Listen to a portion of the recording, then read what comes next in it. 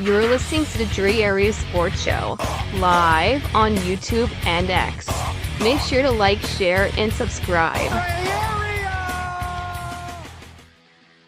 What's going on, you guys? Welcome back to another episode of the Dre Area Sports Show. I'm joined by Sterling Bennett, host of 49ers Access Podcast. Sterling, what's going on?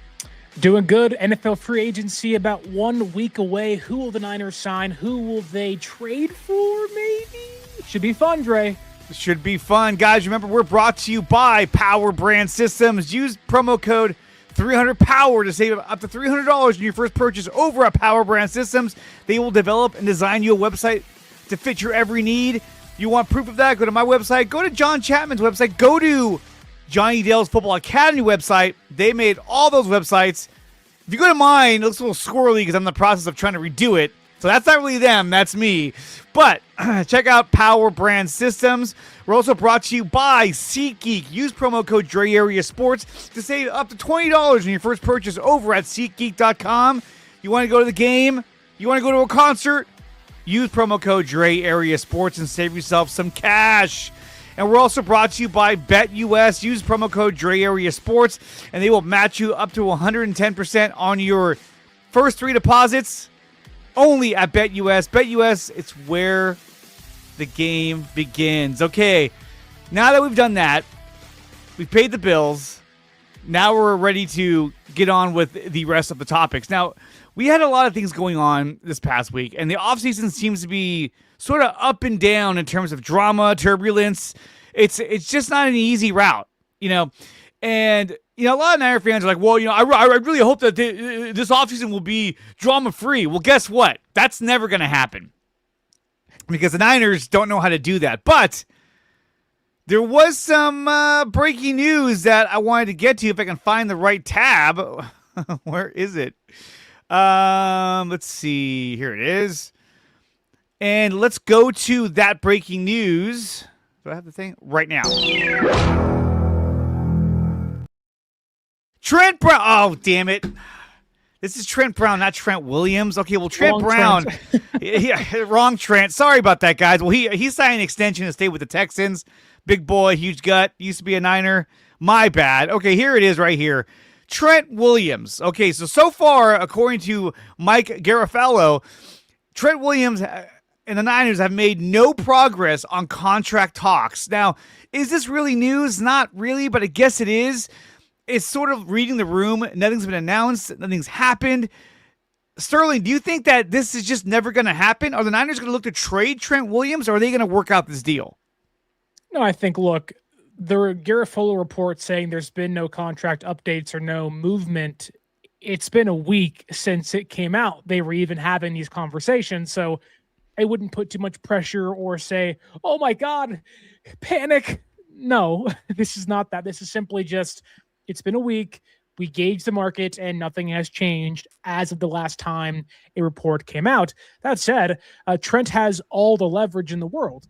Niners have one backup tackle. It's Austin Pleasance. They're not really in a position to draft a tackle in the first round, let alone one that can replace Trent Williams immediately in this upcoming season. So Trent has the leverage. Niners know this.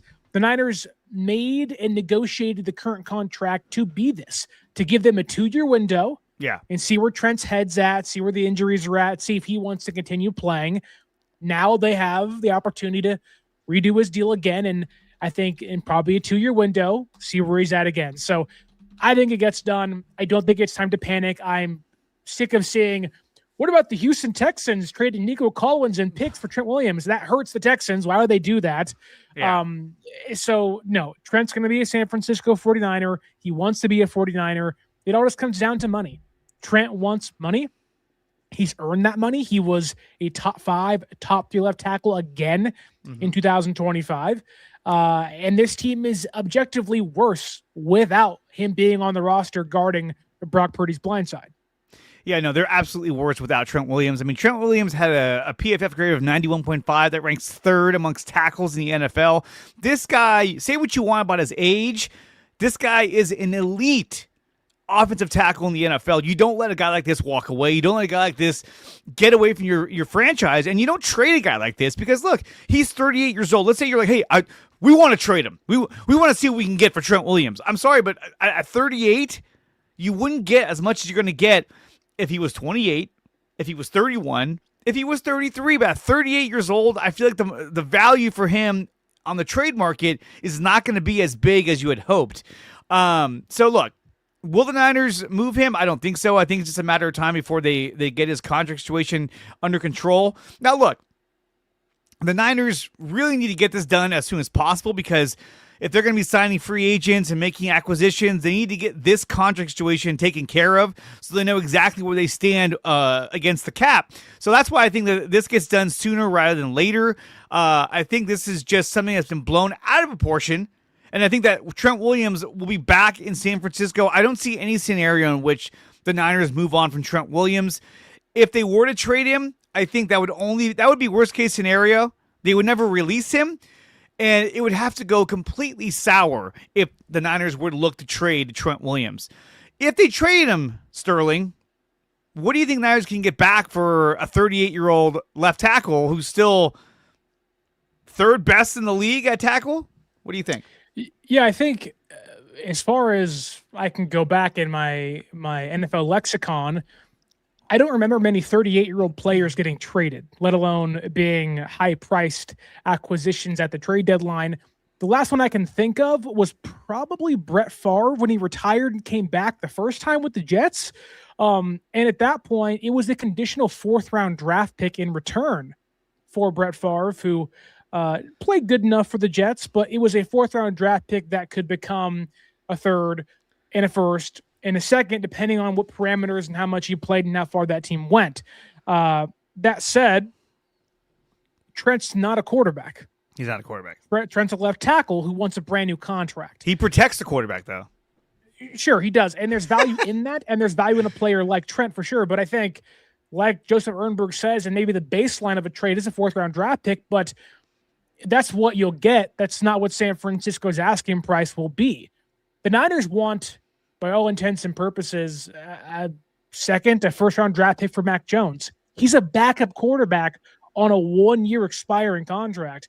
They're going to ask for a Micah Parsons-esque deal for a player like Trent Williams, knowing how valuable he is to the franchise. So that kind of ends any trade discussions. But let's say a team was desperate enough. I think the best you can probably get for a player like Trent Williams, if he's going to play for 2 years, is probably a third-round draft pick at best, which is what San Francisco acquired Trent Williams for back in 2021 or 20. There's just no scenario in which I see them trying to move on from him. Bobo has a question. He says, why is Chase Sr. reporting that there's a potential there's not. We'll talk about that nonsense that later. was a Giants beat writer Yeah. being completely wrong, incorrect, and now you're seeing aggregators jump on it and be like, whoa, it could happen. You know, what it is, it's a Giants beat writer posting something that most Niner fans post about other players. Like, hey, do you think how about Max Crosby? You know, and it's an unrealistic expectation for him to say, it's blue check mark syndrome. Yeah, it really is. It's like, he goes, well, they're interested in bringing back Drake Greenlaw, so they get rid of Fred Warner. No, you don't bring back Greenlaw to get rid of Fred Warner. You bring back Greenlaw to partner with Fred Warner because they have a cohesive working together teammates kind of thing. And you don't get rid of Fred Warner for a guy who's often injured. And that just shows you that he's just throwing shit against the wall and some of it stuck, and Chase Sr. was there to scoop it up. So that's really all we're looking at here. So, and I was going to talk about that. I feel like being in the business of scooping up shit probably isn't what anybody should be doing with their lives, but I digress. I mean, it's either that or it's, the EMF. Dude, trying to ride that to Joe Rogan. I mean, come on. It's like, get out of here with this. No, I'm glad Joe never even responded. He was just like, okay, yeah, whatever, dude. But let's move on to our next topic, which is a huge upgrade for the Los Angeles Rams. Trent McDuffie, a villain. The other Trent. Yeah, another Trent. Not Trent Brown, but Trent McDuffie, one of the main villains of the San Francisco 49ers in our most recent Super Bowl stint. ESPN sources, the Chiefs and Rams are working on a blockbuster trade, which I think they've already finished, that would send all-pro cornerback Trent McDuffie to the Los Angeles Rams for a package that includes their first-round pick this year, 29th overall, and some other picks as well. What do you think about this move? I mean, really, it's like, look, the Rams can make this move because they already hit on the draft.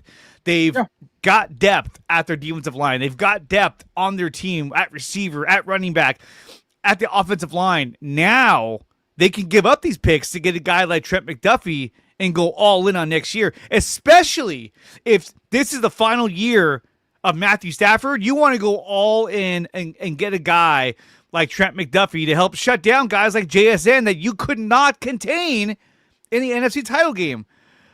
But Sterling, what does this mean for San Francisco? How do they pivot off of this? Because, I mean, look, this is a huge get for the Rams.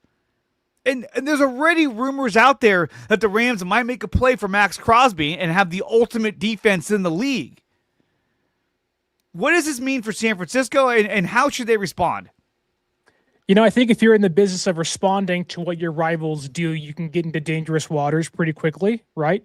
If the Giants did what the Dodgers always do, and it's probably a bad comparison knowing the Giants never do what the Dodgers do. But in this case, look, the Rams and Niners are in very different positions, right? The Rams have a near 40-year-old quarterback, a head coach that is hinted towards retirement at one point in time after they won their first Super Bowl. They have the Super Bowl in LA this next season, and they're in no place to be retooling. They are in we have to maximize the window because, if we're being honest, that window has a really high chance of closing once Matthew Stafford retires. And if you can compile defensive stars, it does give you a better chance to draft a young quarterback, sign a veteran, and kind of plug and play as the years progress. And getting McDuffie is big for them. You know, I think getting rid of a low end or a high in regards to 29 overall pick for McDuffie is huge. He's 25 years old to be 26 this year. Realistically speaking, he probably has a 3 to 4 year window of being a good to great cornerback again, but they have to pay him too. So this is what the Rams do. They capitalize on the window, and because they didn't risk 3 first-round draft picks on Trey Lance, they had the luxury of hitting on draft picks, maintaining success, and going forward. That said, the San Francisco 49ers shouldn't look at what the Rams just did and say, oh, how do we counter that? Because there isn't a star receiver out there to counter it. You have to get better in the trenches first and then maximize your skill positions. Now, you can say, well, that would indicate going out and getting Linderbaum. It doesn't. The Niners really should be looking to improve the core. The Niners don't have a core of 22-year-old, 24-year-old, 25-year-old players. They have a core of 30-year-olds, which inherently isn't a bad thing because it's a pretty good core if they're healthy, that being CMC and Warner and Trent, who's 37, 38, and George Kittle. But they failed to find that next core. I didn't understand the overreaction to the Niners not doing a deal like this, or watching the Rams doing this deal being like, why couldn't San Francisco do that? Or even this morning's trade between the Bills and the Bears of, you couldn't give up a second-round draft pick for DJ Moore. It's like, do you want to trade DJ Moore for a second-round draft pick if you're San Francisco? No. Well, it also shows, too, that San Francisco doesn't want to trade their draft picks. They covet their draft picks at this point. And I think, as they should. Exactly. But I do believe that there is pressure from Jed York, because I think that every free agent player the Niners present to him and say, hey, these are the guys we're looking at, he probably responds to him by saying, well, can we get someone like that in the draft? Can we draft someone like that instead of spending the money to go get this guy? And I feel like that's kind of where they're at right now. Like, well, we like this guy. Okay, well, can you draft someone to do that? Or do you have to spend the money? And they'll probably say, well, I mean, we could probably draft somebody, or no, we can't, you know?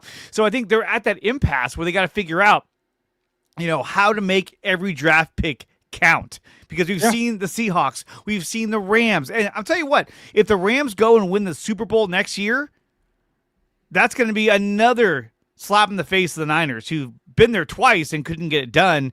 And now they've watched their NFC West rivals win Super Bowls. But this is a move in Trent McDuffie that the Niners, they couldn't make this move. Right. It would cost them too much. And when you can't forget the only reason the Rams had the ability to make this move is because the Falcons were idiots and dumb enough to trade up for a first round draft pick last year and give the Rams a future first round draft pick. So the Rams they had two of them. Right. So like the Niners don't have that. Now maybe this year they do, and I wouldn't be against trading back at 27 if you can and getting more future compensation if possible. I think it'd be a great thing for San Francisco. But the Rams have been in a very, very, very different place. Like really you can thank Raheem Morris and Terry Fontenot for this, funny enough, another one of them being in San Francisco. Like they put the Rams in this position to make this deal. And you have to give the Rams kudos. But Mike Fontenot, remember him? Oh God. Giants World Series champion, Mike Fontenot. There he is, baby. Him and Ryan Terrio. Hey, man. Freddie Sanchez, Miguel Tejada were in there somewhere. Yeah, Dan Elko was there at some point. Remember Miguel Tejada? God, what a disaster terrible. that turned out to be. But no, I mean, they're in the right position to make this move. Let's say the Niners said, hey, you know what? Let's go out and get a Trent McDuffie before the Rams do. Like, let's make this move. So imagine if they did, because Niner fans, I've seen them on X posting like, oh, the Niners couldn't have done this. The Niners couldn't have put together a trade like this. Let's just say the Niners go out and make this move. Sure. Look at the backlash. Think of the backlash that would have happened giving up your first round pick and numerous other picks to get a corner. And now you're like, well, wait, we have... On a one-year deal. On a one-year deal, you got McDuffie, you'd have Renardo Green, Diamond Lenore, Upton Stout. Now you have to move one of them. And now you kind of lose that leverage because now you're trying to trade one of them. Everyone's like, nah, I kind of like Renardo Green, but that asking price is a little too high. So maybe I'll give you like a 6th round pick, like, oh, well, he's really good and he's young. Yeah, but you got a plethora of corners. I mean, you're trying to get him out of there. I don't know if I want to make that move. I think, look, they've drafted these guys, Lenore, Stout, and Renardo Green. I think these are the guys you got to stick with. These are the guys you got to develop. I know there was some drama with Renardo Green towards the end of the season. I don't believe that that's going to lead to him being traded. I know there's been a lot of talk about that. I just don't see it happening. Sterling, if the Niners made this move, what would it mean for San Francisco to give up that many, all those draft picks to get a corner, an elite corner at that, on a one-year deal? Yeah, I think for myself personally, and you can disagree here because I'm someone that is opposed to trading for Max Crosby, knowing that he only has 2 years of guaranteed contract left. He wants to get paid again. And he's under contract technically for 4 more seasons, signed through 2029. But I'm against that deal because of what you have to give up, the trade and draft pick compensation. And now you're saying the Niners, if they got Trent McDuffie for a 1-year contract, could they have to resign to a big deal? And it's probably going to get paid more than Lenore. And you're talking about a top 5 highest paid cornerback in football at a position where there's so much roster turnover. It really isn't worth paying anybody that big of money. Yeah. Like you're asking for an outright firing of John Lynch. Now, I think he'd play great. I think he'd be great in the defense. I'm not saying he wouldn't be great. However, this team is in no position to look at what the Bills just did today. And they're different trades, and I get that. But what Brandon Beane did in Buffalo was a clear sign of desperation. A 2nd-round draft pick and a 5th-round draft pick go to the Bears for DJ Moore, who was like maybe a high-end number 2 on a good day. Yeah. For Josh Allen. He's not. And he's getting paid $24 million a year. That's a lot. The Niners, that's desperate because Beane knows they already fired McDermott. I look like an ass after what happened with Keon Cole. It's like, this is disgusting. And he's vying for his job. Whereas John Lynch, if you make this deal, it's like, oh, crap, there was a clear indication that if you don't win this year, your job's on the line. And the Niners should not be in a place like that, nor are they in a place like that. So if they made this move, it would, 1, be a sign that John Lynch's job and that hot seat is on fire. But 2, you're mortgaging a future in which right now you don't really have a chance or an opportunity, really the means to mortgage. So if they made that deal, he'd be great for a year, but could you even re-sign him? Probably not. Probably not. And the Rams, really, they can re-sign him, but there's a chance they don't even offer him a contract. Like, no, let's just ride this out for the rest of this year and see where we're at the end of the season, because they don't need to sign him. They just want to bring him on because they're trying to win a Super Bowl with what could be the last year of Matthew Stafford. Yeah. Now, the Niners are trying to seek a first-round pick for Mac Jones. And apparently the Dolphins have shown some interest in that, whatever the fuck that means. What do you think about Mac Jones, about trying to seek a first-round draft pick? If you ask me, they're highballing, knowing that everyone's going to lowball them. Like, oh, I'll give you a second-round pick. Oh, I'll give you a third-round pick. And I think that his value will go up as we get closer to the draft. Because outside of Fernando Mendoza, there isn't a whole plethora of quarterbacks that are like, oh, man, these guys are they're everywhere. And so a lot of teams are going to look for a quarterback that can run their offense. Now, look, I know we've talked about Justin Jefferson, but there's no way the Vikings are going to trade Jefferson to get Mac Jones and be like, oh, well, now we got a quarterback, but we have no one to throw the ball to except for Jordan Addison, and he's arrested. So what do you think of the Niners asking for a first-round pick for Mac Jones? I mean, you can ask, but no one's picking up that phone call.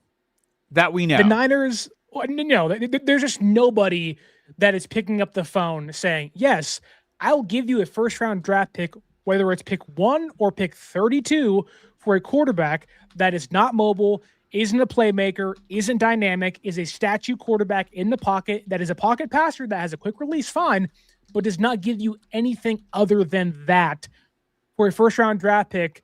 And don't forget, Mac Jones is on a 1-year deal. It would be idiotic for any franchise to trade away a first-round draft pick for Mac Jones. I don't even think San Francisco is asking a first-round draft pick for Mac Jones. I think they are, knowing that other teams are going to lowball them. No one's going to give them a first-round draft pick. There's no way. I will say this. The Niners are going to be lucky if a team gives them a second-round draft pick for Mac Jones. Would you take less than a second-round pick? Would you take a third-round pick? I mean, you're going to get that regardless. Yes. Well, that's not true, though, because it's not guaranteed to get that. I would take a guaranteed third-round draft pick for Mac Jones. Yeah. Rather than risking him leaving in free agency, hoping he gets a massive deal by any team that would constitute you getting a compensation pick back, even though that formula is based on how much the team spends in free agency that year. There's no promise that the Niners get anything back for Mac Jones in free agency if he signs elsewhere in 2 years' time. There's no promise. But that's the question, though, is if you're John Lynch, are you like, dude, I'm trading this guy because I want to get some value back for him? If it's me, I'm like, I'm trading Mac Jones. If you give me a first, second, or third-round pick, he's yours. Because we all know that Kyle Shanahan loves to develop quarterbacks. You still have Rourke on the roster. And look, we all know the rumor that's out there that if we trade Mac Jones, there's a good chance he's going to bring in Kirk Cousins to be the backup. I don't think Kirk Cousins is out on the market saying, I want to be a starter. I'm sure he does, but I don't see a lot of teams saying, hey, let's bring in old man Kirk Cousins in here. Let's have him start. I don't see it. I think he'd be better served as a backup, especially in San Francisco. Yeah, I think if you go down every team that needs a quarterback this year, the Cardinals, the Jets, the Dolphins, the Raiders, the Steelers, the Vikings, the Cardinals are going to be in the market for Jimmy Garoppolo. Jacoby Brissett may stay there. And of course, they'll be looking for Malik Willis. Like, those are their 3 targets or guys they believe in. The Jets need a quarterback, but they could be looking for Kyler Murray to kind of help Aaron Glenn's offense. Maybe they go out there and look for a Joe Flacco, bring him back, kind of just duct tape the problem for a year and hope Aaron Glenn makes it through another season.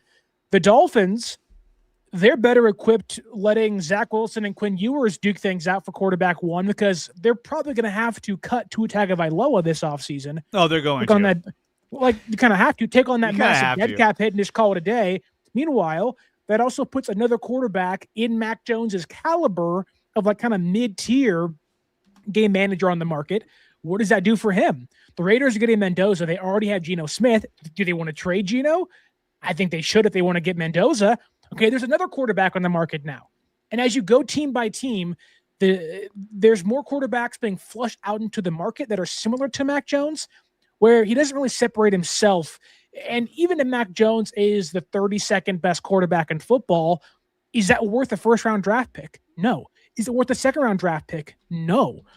And the only team that I can see being a viable contender for Mac Jones in 2026 that can use one more year to hopefully, fingers crossed, bank on their young quarterback growing and finally producing is the Vikings. But even then, does O'Connell, which that team does not have many draft picks in itself because they had to trade up to get McCarthy, want to have a one-year band-aided Mac Jones? I don't think so. Yeah, but I mean, look, he's only 27 years old. He was ranked 13th out of 43 quarterbacks. You know, he has a 77.1 grade on PFF, 13 touchdowns. So he's got good numbers for the limited time that he was the quarterback on the Niners. Now, if you're the Vikings, you could say, hey, look, we want to get rid of, what's his name? Allen. We want to get rid of, what's the other guy? Goodard. Grenard. Grenard, sorry. They want to get rid of Grenard. So I think if you're going to get a guy like Mac Jones, you would trade, Grenard for Mac Jones. Sure. And then at least you're saying, okay, I'm not giving up any draft picks. I'm just giving up players that we're looking to move off anyway because we can't afford them. So that's where I think his value comes in. And I would love for them to move him, give him a chance in Minnesota, and bring in Kirk Cousins. That would be phenomenal if I'm the Niners. That's a win-win situation.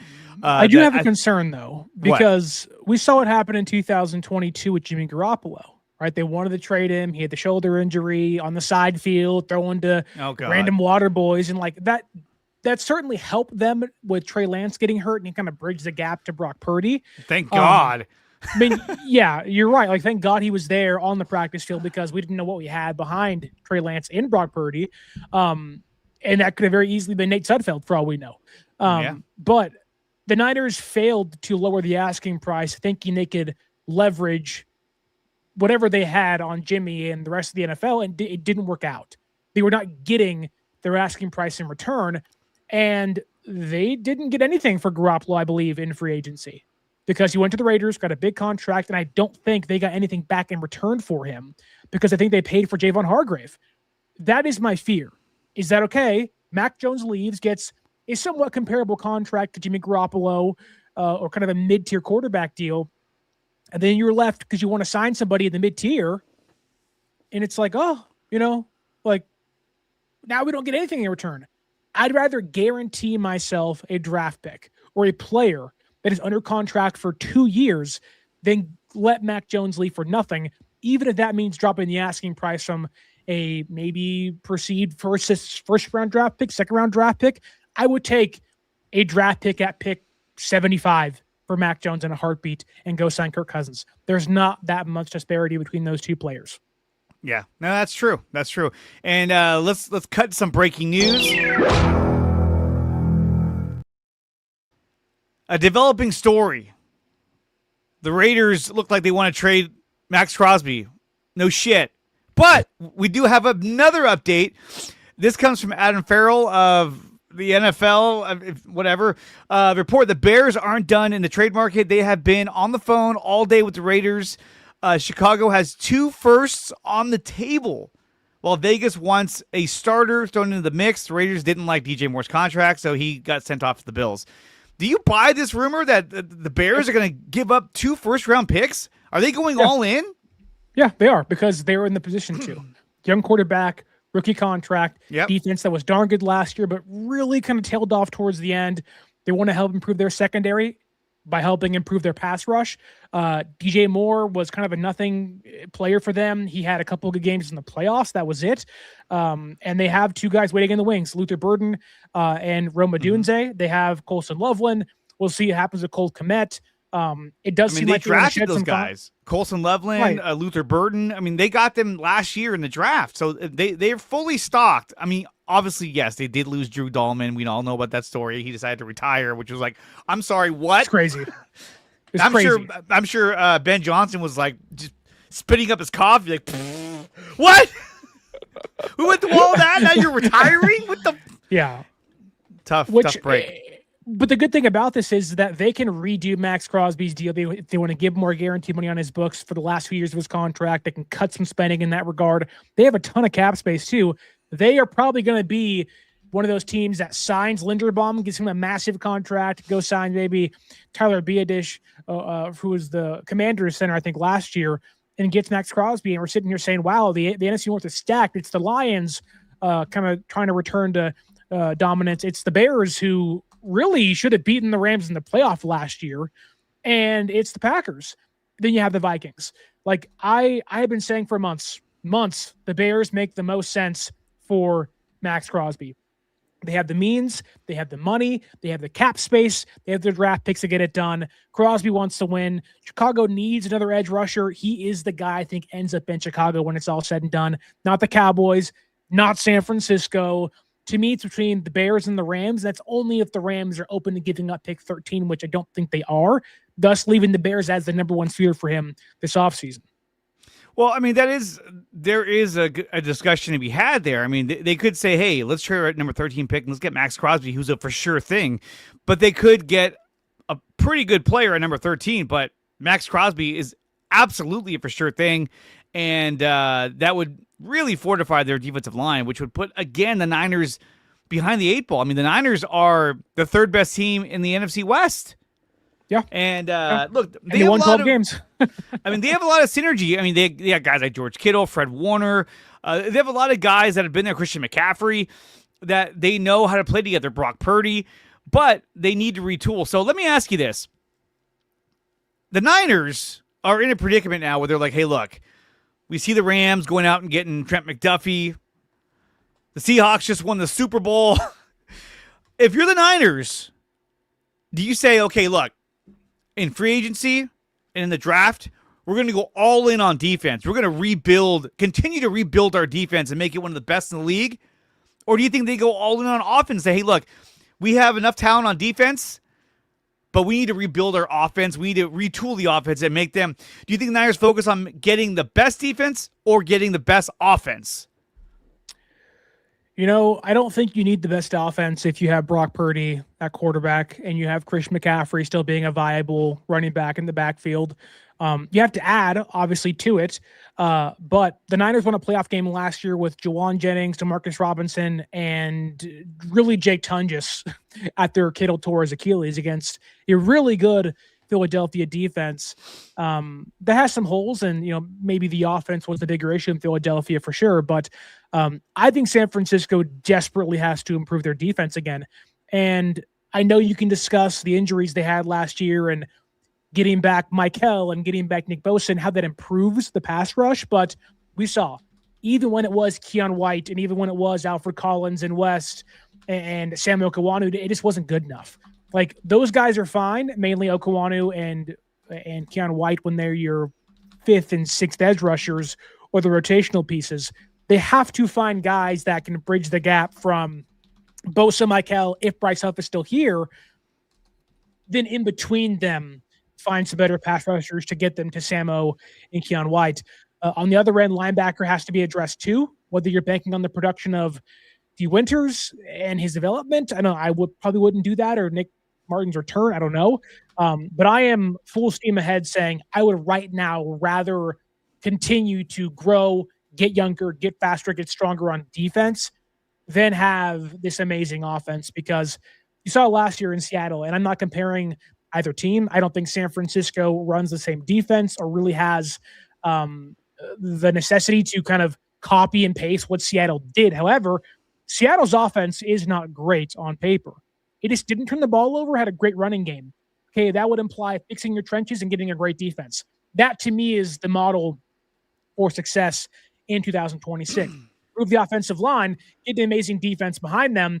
You can control the clock. You can get back to having Brock Purdy not having to play this superhero style of football, which he's very much capable of doing, but can get in trouble at times. So if you want to say going all in, I think it's on defense. That's where you have to go improve that side of the football, and it'll do you wonders next season. Guys, we have 99 watching on X and on both YouTube channels. Make sure you like, share, and subscribe to 49ers Access and to the Dre Area Sports Show over on YouTube's. That would help us out quite a bit. We'd be very, very grateful for anyone who subscribes to the channel. And we provide great content, man. Come on. Okay, so just worthy of jumping in here for a second. The Adam Farrell reporter that you mentioned for the Max Crosby thing. Go ahead. Have you read his X bio? No, I tried. I was going to really quick, but I didn't have time. How bad is it? turn on notifications for NFL parody updates. Oh, well, there you go. So I guess there's no truth to that. Thanks for No. torpedoing that one. But still. Okay, so when it comes to, I agree that the Niners should go all in on defense. I think that's who they should focus on for the draft is their defense, especially at the safety position. They have a good core in Michael, CJ West, and Alfred Collins on their defensive line. They're going to get Michael back next season. They're going to get Nick Bosa back next season. I do think that they need to focus on safety, linebacker, and, of course, the defensive line again, and probably a corner as well in the draft. But that first-round pick can go either way. Omar Cooper Jr., I could see him going with that first pick. I would love to see the Niners get a good receiver to match up with Ricky Pearsall. Again, I think with the acquisition of Trent McDuffie, that changes their outlook on the receiver position. I know I've been talking about Mike Evans, but now that you got McDuffie, you need to have more man beaters out there that can get open, and I think that's what they got to focus on, getting younger and faster at the receiver position. I still think that the Niners are going to inquire about Evans. I really do, only because he's a big target, a red zone threat at 6'5". Yes, he's 32 years old, but they could probably get him for a 1 or 2 year deal, and that would save them money in the long run. Like, hey, we only got about 1 to 2 years of real prime Super Bowl window. Let's get him in here and see what we can do. I was watching video today of Kaepernick throwing to Anquan Bolden. I'm like, dude, I bet you that's exactly what they hope to see if they got a guy like Mike Evans. Now, granted, Anquan Bolden is like 6'5", and he's dense like Deebo Samuel, so he's like them combined, He's a huge target. We got a question here from Strawberry. Sterling Dre, will you guys be hosting shows early next week for free agency? We'll see. If the Niners sign anybody, I will be live. I promise you that. Yeah. Shows all week if they do something. If they don't, then we'll see. But I can promise you, at least for myself, there will be shows if San Francisco makes moves Monday through Friday next weekend. Absolutely. So we know that DJ Moore got traded. So he's off the table, and I'm glad. Because, look, he's a good player, but he's not a guy that I would go out and trade draft picks to acquire. I'm sorry. No. Stephon Diggs got released. He's probably going to go to jail. Who knows? He's got enough problems as it is, so no one's going that route. But the one guy I want to ask you about is somebody that you've been talking a lot about. And that is none other than John Franklin Myers. You've been talking a lot about him. And also Matt Barrows made the comment saying that, the Niners are going to be they're going to be in on John Franklin Myers. When we look at his numbers, his PFF score is 61.3 as an interior defensive lineman. He also had 39 pressures last season. When you compare that to the guys we had there, in fact, here, let's do this. I'm just going to go ahead and share this tab so you can see it. So there's his numbers right there. 39 pressures, played 516 snaps, 61.3 grade. Okay, pretty good. What about Kalia Davis? 39.8. Sucks. 9 pressures. There's a reason why they didn't tender him a contract. I'll tell you that. What about Jordan Elliott? Well, he has 49.7. Only 15 pressures. I know he's more of a run stopper. More of a run stopper. Do we still have him, or is he a free agent? He's a free agent, and I'm pretty sure like 10 of those pressures came in the first 2 weeks of the season. Yeah, when everybody was getting pressure, when Nick Bosa was around. And lastly, CJ West, 39.7. He had 9 pressures. A rookie. Still got a lot to go. I didn't look up Alfred Collins. I don't know why. He also didn't play for like a month and a half in the middle of the year. Yeah, he's he inactive. didn't. It was crazy. Well, because also too, he broke his thumb. And so that slowed him down. Once the club was gone, we saw much more production out of him as well. With that being said, talk to us about John Franklin Myers. What is it about him that you see as a positive producer for San Francisco if they were to go out and get him? Yeah, San Francisco has been trying to find a replacement for DeForest Buckner for a really long time. You can go back to 2020 and Javon Kinlaw. You can even go to Javon Hargrave a couple years later, and they were both disasters for a variety of different reasons, mainly due to health, but also lack of production. They've now kind of turned trying to find multiple guys that can make up that production, whether it's against the run or against the pass, now for Collins, Michael Williams, and CJ West. But in a perfect world, and one that actually could exist for San Francisco in free agency, you can plug John Franklin Myers next to Alfred Collins in your starting lineup alongside Nick Bosa and Michael Williams on base downs, and you can get to the quarterback. You can stop the run. According to Pro Football Focus, the last 2 seasons, he's had at least 8 sacks and 43 pressures. Now, of course, PFF isn't the perfect database, but it is a good guideline to how good players can be.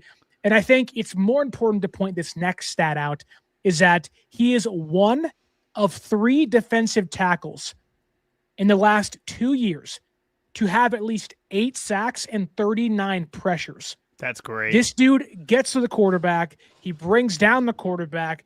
He'll open things up for Nick Bosa, for Michael. And really, when you think about getting excited with the 5-man fronts that Raheem brings, or sliding Michael inside, if you have Bryce Huff, Michael Williams, John Franklin Myers, and Nick Bosa as your third down kind of pin your ears back and get the quarterback formation, that's phenomenal. Because 1, you have Michael taking up double teams. 2, you have Bosa requiring double teams, and you're letting John Franklin Myers and Bryce Huff get home with speed and power that those 2 guys possess. He's long, he's lengthy, shouldn't cost you too much money. He's been everywhere. I think he was with the Rams when Raheem Morris was the defense coordinator with the Jets under Robert Saleh, I believe, and now with the Broncos last year. So he can do a lot of things for you. He can play on base downs. He can play on third downs. And he's someone that San Francisco desperately needs to get. And I think, the one thing San Francisco needs to do this offseason before the draft is, can we find starting caliber players for maybe 2 of the holes we have? You mentioned Mike Evans. I'm saying John Franklin Myers. He's the one big name free agent guy to go out there and pay for because it's a need. You can give him a 3-year contract for $30 million or something like that. And again, there's a lengthy track record behind him to be successful getting to the quarterback. And, if you can fill defensive tackle, it doesn't become a big need in round 1 and 2. If you can fill wide receiver, it doesn't become that big of a need round 1 and 2. And it makes your life a lot easier. You can fill safety, you can fill edge, you can fill the offensive line. It just makes the draft day process so much more streamlined for San Francisco. So I'd be, unlike Matt Barrows, all in on John Franklin Myers this offseason, unless, again, the price tag is like $20 million per year, which it should not be by any means. Yeah, no, I think he'd be an extremely productive player for the Niners. And I think he'd fit in just great. The guy's 6'4", 288 pounds, only 29 years old. I think he'd fit in just perfectly there on the interior next to Alfred Collins. Makes CJ West more of a rotational piece if you're trying to focus more on run stopping. Now, we know we're going to get Nick Bosa back. We know we're going to get Mike Kell back. I'm still not sold on them bringing back Bryce Huff. Okay. Look, if they brought him back, would I be upset? Absolutely not. I'd be like, cool, Bryce Huff. But I just get the feeling the Niners can't help themselves, that they're going to look for a defensive line free agent. And, of course, that always comes back for me. It comes back to Trey Hendrickson. You know how much they covet Trey Hendrickson. They love this guy. They love his work ethic. If you brought in a guy like Trey Hendrickson, I don't know if you can bring in a guy like John Franklin Myers on the same free agent market. Trying to afford both those guys would be a lot. But I think if you don't get a guy like Crosby, which I don't think they should, or like Trey Hendrickson, who at this point you wouldn't lose anything. You're just paying him. You wouldn't have to lose compensation picks because they didn't franchise him, the Bengals. They had a chance to trade him to get something in return. They didn't. They totally fumbled the return on Trey Hendrickson. He also got hurt too. Yeah, but before last year, he had back-to-back 17 sack seasons. That's hard to do. And the guy is just a monster. And so, look, if they were to go out and make him an offer, 2-year deal, 3-year deal, and he takes it, I think that's great. The other guy everyone's talking about is Alec Pierce. For me, I think that to get a guy like Alec Pierce, you're overpricing yourself. I think he's too expensive. And I'm sorry, I just think he's a little unproven. He's a good player. Last year was his best year. But to me, that's not a guy I look at and say, hey, I'm going to give that guy $30 million a year to come here and catch balls from Brock Purdy. He will stretch the field. But what do you think about Alec Pierce? Do you think that's a guy the Niners should invest money into? Oh, I think Alec Pierce is phenomenal. I just don't think that spending $30 million on a receiver with this receiving draft class that is stacked with starting caliber talent all the way throughout, rounds 1, 2, 3, and maybe even 4, depending on who falls. It's not something I would advise a team to do. Now, someone will do it, whether it's the Colts or who knows who else will pay for him. But, this isn't like, I think the Niners, and this is probably not a great comparison, but the Niners would like Ricky Pearsall to be Alec Pierce. Like that would be the hope. And they're different in some regards, but like they're both good separators, route runners, have a good catch radius or steady hands. Like you can realistically think that if the Niners get an X wide receiver, whether it's Denzel Boston, Omar Cooper, Mike Evans, that if they can open things up and he can stay healthy, Pearsall can have a productive season like we've seen from Pierce and with the Colts the last couple of seasons. That said, no, I don't think San Francisco should involve themselves in a bidding war for a wide receiver that's going to get upwards of $25 million a year after signing Deebo Samuel for upwards of $25 million a year and it not working out, and doing the same thing with Brandon Ayuk and it not working out, and choosing not to sign Jawan Jennings for $18 million a year last offseason. They need to get younger and cheaper at wide receiver. Yeah. Because you're paying Brock Purdy, you're paying Chris McCaffrey. Now you have to once again pay Trent Williams. You're paying Colton McKivitz now for the next 2 seasons. Like you have to find a way to get younger. You just do. But man.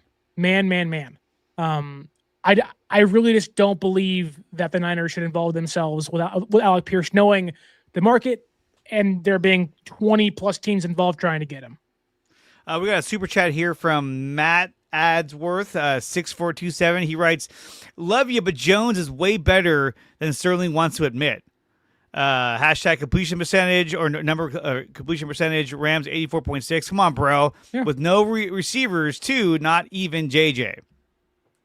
Yeah, Matt, I don't think you're wrong to say that Mac Jones put on a masterclass on Thursday Night Football against that Rams defense, which I would say their secondary's not good.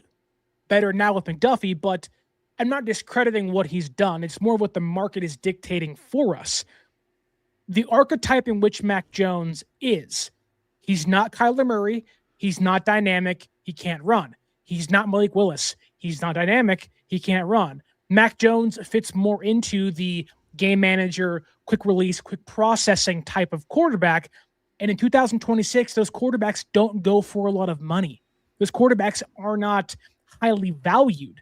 There's a reason why Kirk Cousins, even in Minnesota, nobody else was really high on him and how far they can go. I also wouldn't base how good a quarterback is on completion percentage.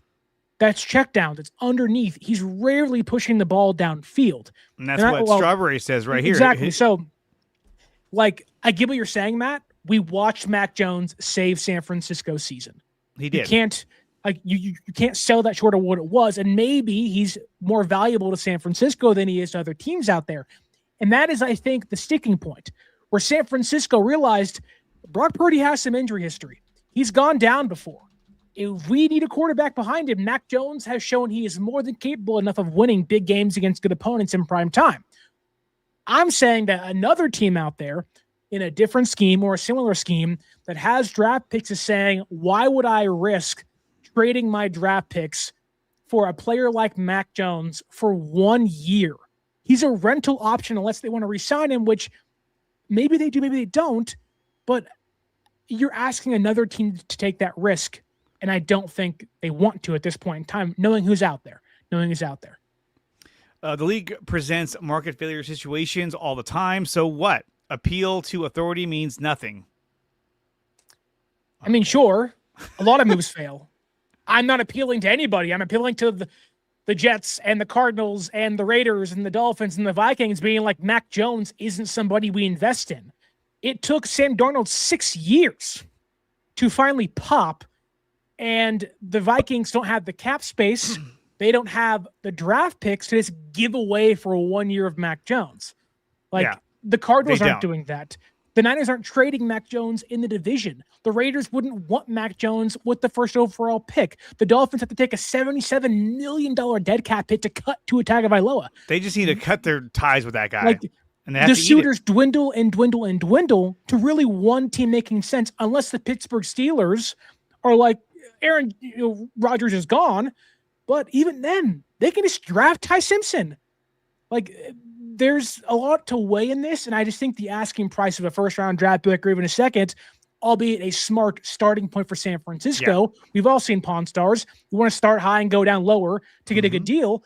I just don't think teams see a third-round draft pick or a fourth-round draft pick being a good deal for a player like Mac Jones. I think as the draft gets closer and teams start to feel the pressure and get a little desperate, that's when you might see them make that move. Like, you know what? Yeah. Just give him a third-round pick. Let's get him in here. We need some assurance at the quarterback position.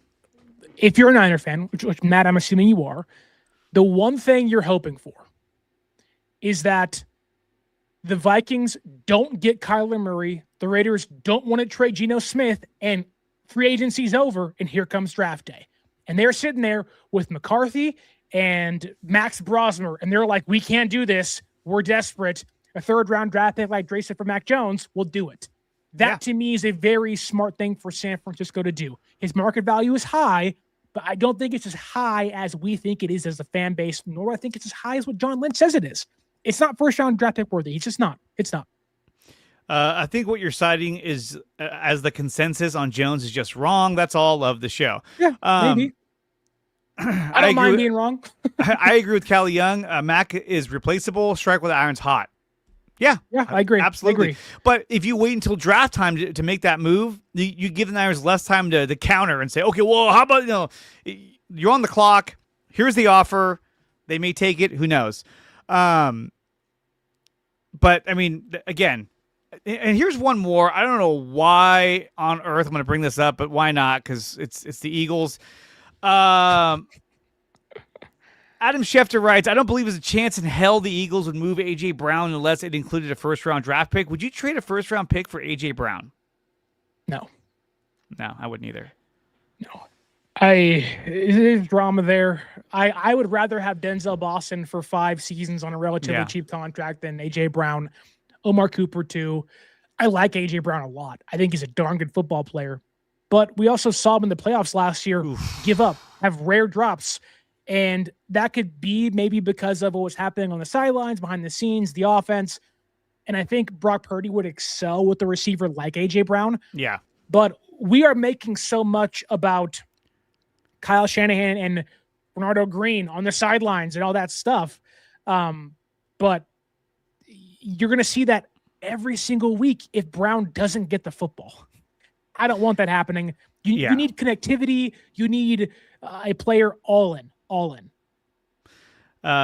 And Bashar, he says it too. Thank you, Sterling. I've been telling people about Denzel Boston. Denzel Boston looks really, really good. Which I'm hoping with the Bills getting DJ Moore, that means Boston slides to 27.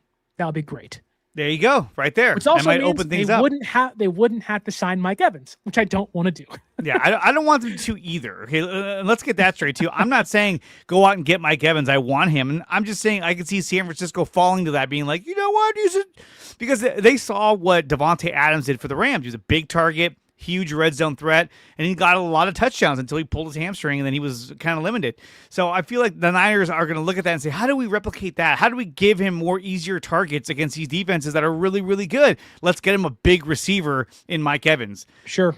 Now, am I campaigning for it? No, but I've been saying I can see that. You are on the picket line at the very front saying, sign Mike Evans. Sign him! I'll drive him over to you guys right now.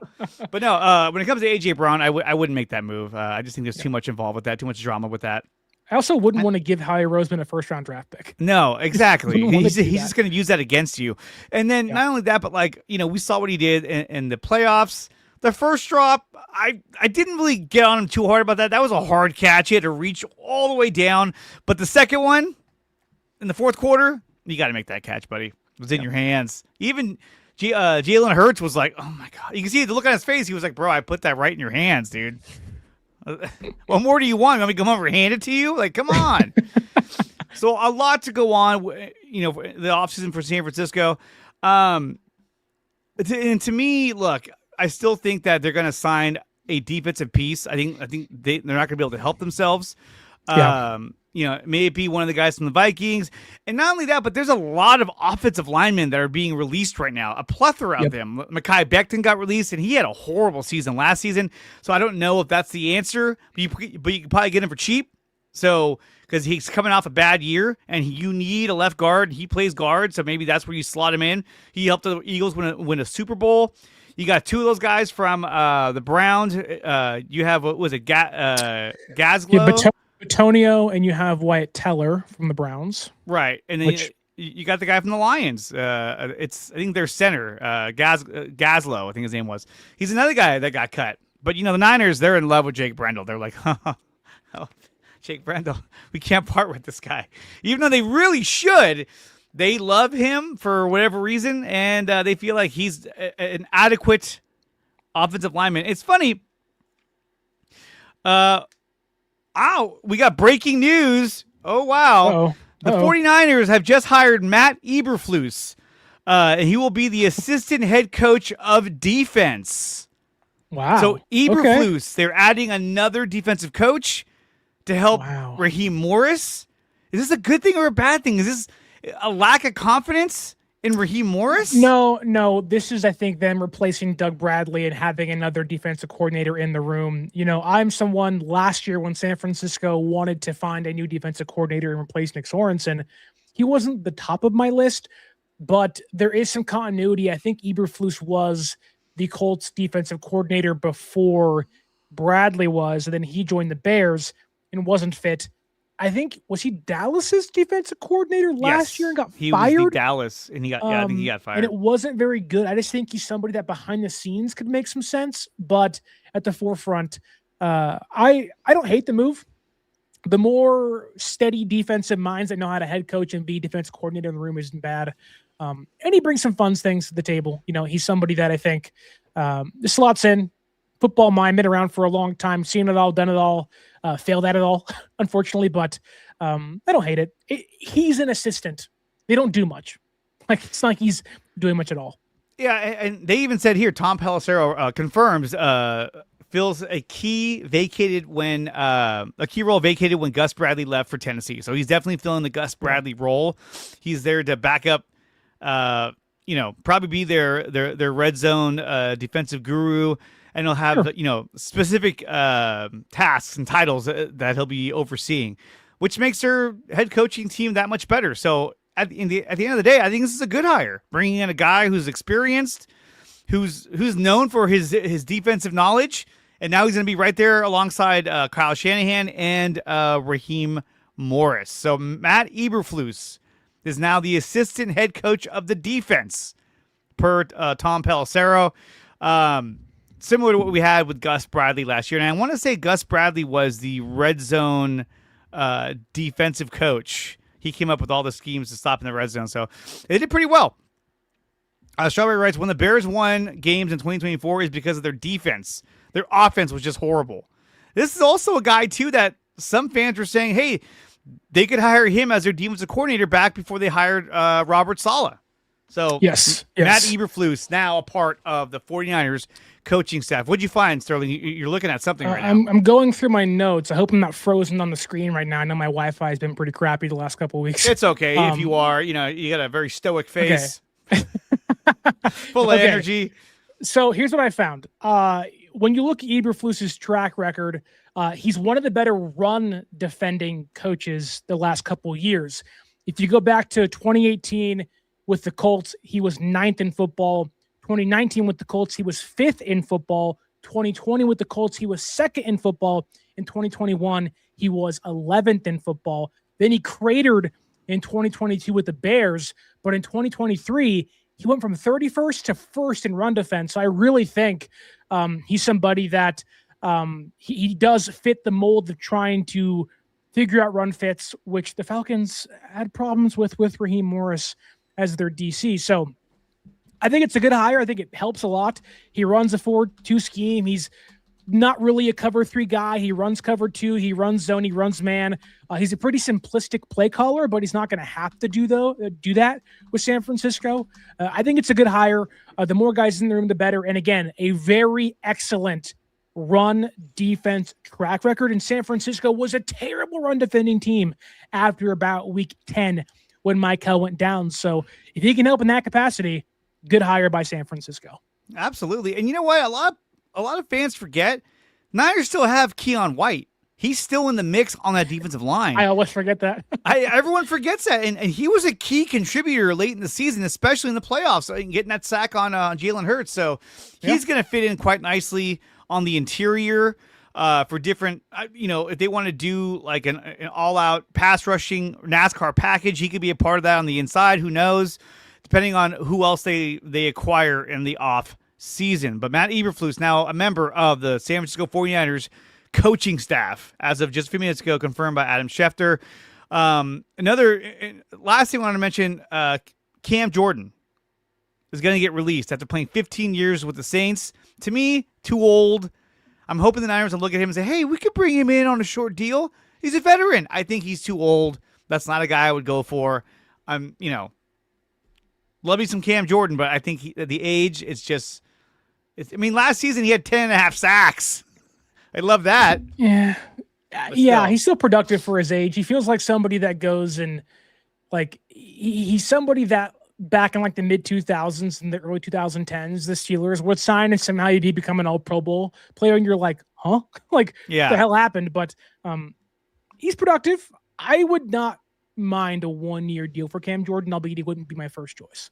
Yeah, he would not be my first choice. He'd be a choice that if there was nobody left and you're getting ready to start training camp, you're like, all right, offer him 1-year deal. Let's get him in here and let's figure out what we're gonna do.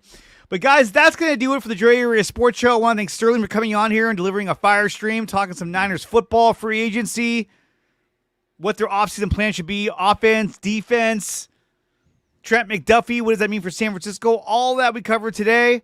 Make sure you like, share, and subscribe to the channel. Make sure you like, share, and subscribe to 49ers Access. He's got a fantastic channel, and he goes live way more than I do. I shouldn't have said that, but definitely subscribe to my channel because, my content is superior. No, it's not. And guys, remember, it's good. It's up there. And remember, guys, we're brought to you by Power Brand Systems. Use promo code 300POWER when making your first purchase over at Power Brand Systems. They will design and develop a website to your every needs. Check out Power Brand Systems. We're also brought to you by SeatGeek. Use promo code Dre Area Sports to save up to $20 on your first purchase over at SeatGeek.com. And we're brought to you by BetUS. BetUS, where the game begins. They will match you up to 110% on your first 3 deposits when you use promo code Dre Area Sports. And, of course, you can always go over to my website, which is DreAreaSports.com, and become a member on there. Or you can follow me over on Patreon under Dre Area Sports. Sterling, thank you so much for coming on here. This was fun. We're going to do it again in about 2 days or tomorrow for Cover 3. So check that out. We'll be Aaron of 49ers First Takes will be hosting that. And we're going to have a special guest, Mike from 49ers Gold Rush will be on there with us. And we'll be doing our Cover 3 podcast. Very good show. Always a lot of fun. And Sterling, you have any words to send us out on?